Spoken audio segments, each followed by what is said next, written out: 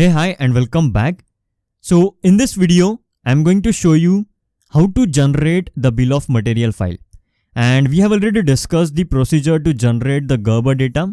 And in Gerber data, we saw that the bill of material file was already present, okay? But in this video, I'm going to show you some different method to generate the bill of material file, okay? So let's start with this video now, which is Introduction to Bill of Material File.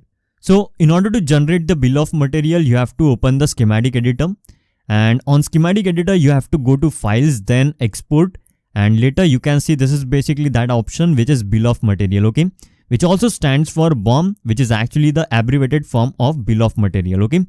And no matter what software you use, you will find this particular option, which is BOM, and this is actually a keyword which is very popular among the hardware design engineers. So everybody is going to use this particular word or keyword BOM instead of using the entire word bill of material, okay.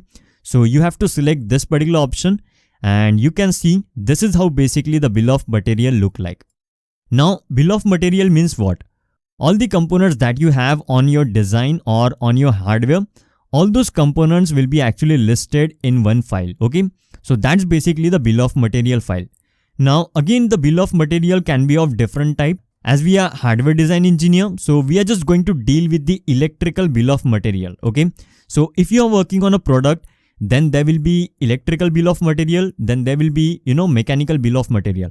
And in mechanical bill of material, there will be different things based on the product that you are working. For example, enclosure will be there, then the different screws which are actually present in the enclosure, all those screws will be there, the quantity will be there, then the different spacers which are actually present in that particular enclosure, the quantity of all those spacers will be there. If there are any solution for waterproofing, so all those things will be actually present in the mechanical bill of material. Now as a hardware design engineer, we are just dealing with the electrical bill of material. So this is how basically electrical bill of material look like. And on this bill of material, you can see all the components are actually listed here, which are actually present on our hardware. So these are basically the designators. Then these are the values of those designators. Then here you can see the device type is there. For example, these are all capacitor. That's why capacitor is written in front of them.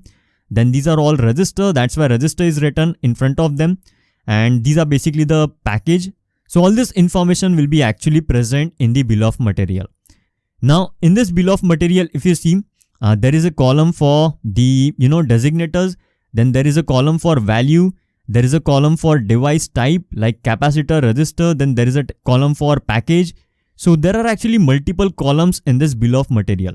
And all these columns are actually not that important for us. Only few columns are actually important for us. For example, part number, then value, then device type, package, so description. So all these columns are actually important, but not all these columns or rest of the columns are actually not that important. But the BOM tool of the Eagle software is actually not that great. We can't delete all these columns. So we have to keep them, okay. So that's basically the bill of material. And you can see here we can generate the bill of material in different type.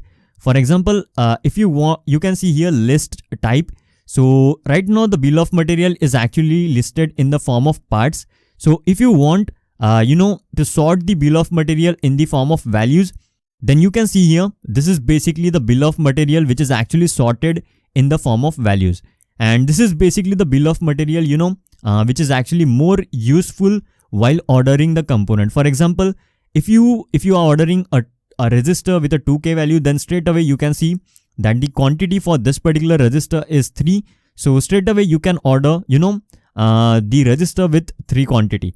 But in this case, you will have to look for the quantity for that particular component, okay. So most of the time I will suggest you to use this particular format whenever you are dealing with the bill of material, okay. And again, you can generate the bill of material in multiple format like text, CSV and HTML. But I'm going to select this option, which is text. And after that, I will click on save. So again, I will navigate to the location where we have our project. So I'm going to save it in this location, which is C drive. And later you can give a suitable name to this particular bill of material. So I will just write here BOM, and later I will click on save, okay. and later I will just navigate to the location where we just saved the bill of material, and let's open the text file.